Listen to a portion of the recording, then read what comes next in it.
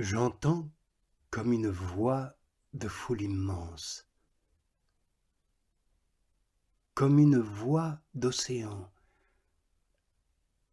et comme une voix de tonnerre puissant qui clame Alléluia, car le Seigneur notre Dieu, le Tout-Puissant, fait advenir son règne. Réjouissons-nous, tressaillons d'allégresse, et rendons-lui gloire. Oui, elles adviennent, les noces de l'agneau. Son épouse est apprêtée. Et lui donne de se vêtir d'un lin éclatant et pur, car ce lin fin est fait des œuvres justes des sanctifiés. Et l'ange me dit, écris, heureux ceux qui sont appelés au festin des noces de l'agneau. Puis il me dit, ces paroles sont véridiques. Elles sont de Dieu. Je tombe alors à ses pieds pour l'adorer.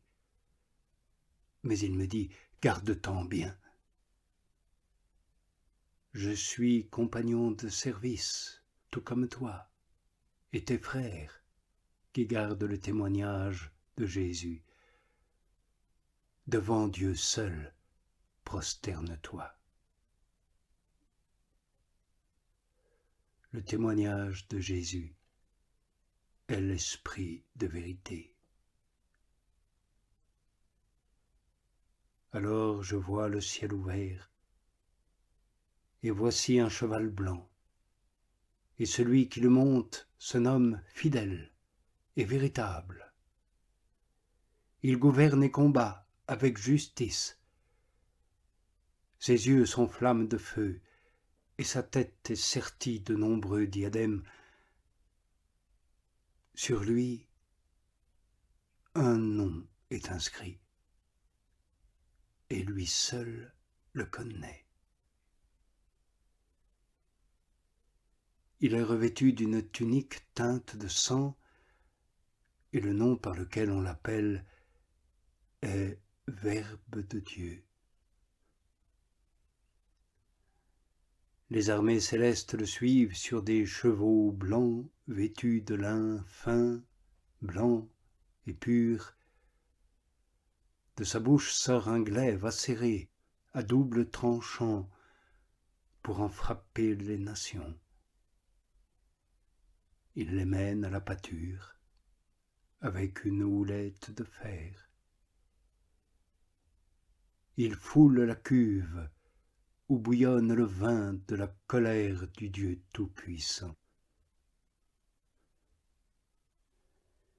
Écrit sur sa tunique et sur sa cuisse, il porte un nom, Roi des rois et Seigneur des seigneurs. Et m'est donné de voir un ciel nouveau et une terre nouvelle, car le premier ciel et la première terre s'en sont allés, et la mer n'est plus. Et je vois la cité sainte, la Jérusalem nouvelle. Je la vois qui descend du ciel d'auprès de Dieu, prête comme une épousée parée pour son époux.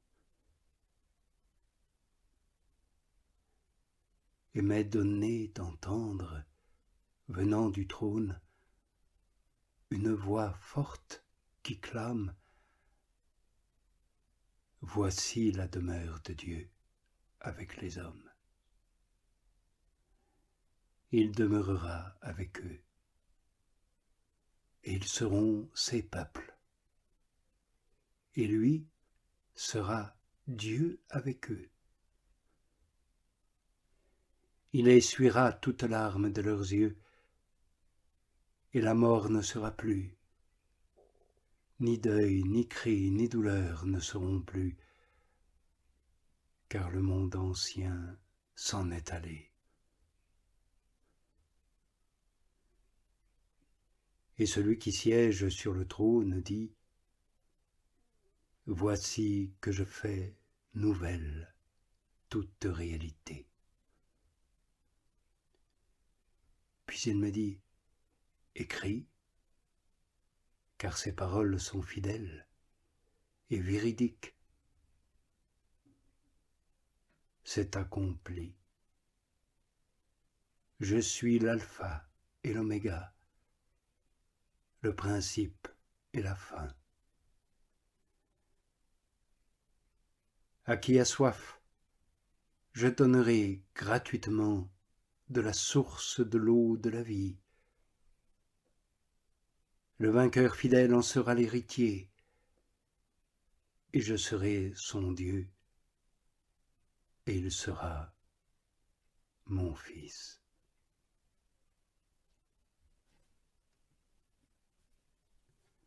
Et l'un des 7 anges vient me parler et me dit : Viens, je te montrerai la fiancée, l'épouse de l'agneau. Il me transporte en esprit au sommet d'une grande et haute montagne. De là, il me montre la cité sainte, Jérusalem, qui descend du ciel d'auprès de Dieu. Et elle brille de la gloire même de Dieu. Son éclat est comme celui d'une pierre très précieuse, comme une pierre de jaspe cristalline. Sa muraille est épaisse et haute. Elle est ouverte de 12 portes, et aux portes 12 anges, et des noms sont inscrits. Les noms des 12 tribus d'Israël. À l'Orient, 3 portes. Au septentrion, 3 portes. Au midi, 3 portes. À l'Occident, 3 portes. La muraille de la cité est assise sur 12 fondements, et sont inscrits les 12 noms des 12 apôtres de l'agneau. Dans la cité, je ne vois pas de sanctuaire, car le sanctuaire n'est autre que le Seigneur en personne, le Dieu tout-puissant, ainsi que l'agneau.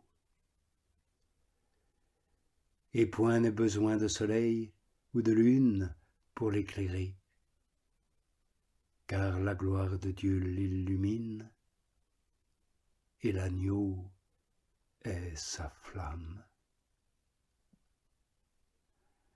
Les nations marcheront à sa lumière,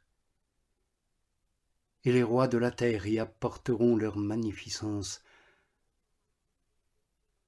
Jamais plus ces portes ne se fermeront au déclin du jour, car de nuit, il n'y aura plus. Seront apportés la gloire et l'honneur des nations, mais n'entrera rien qui soit souillé, ni personne qui pratique abomination et mensonge. Seuls entreront ceux qui se trouvent inscrits dans le livre de vie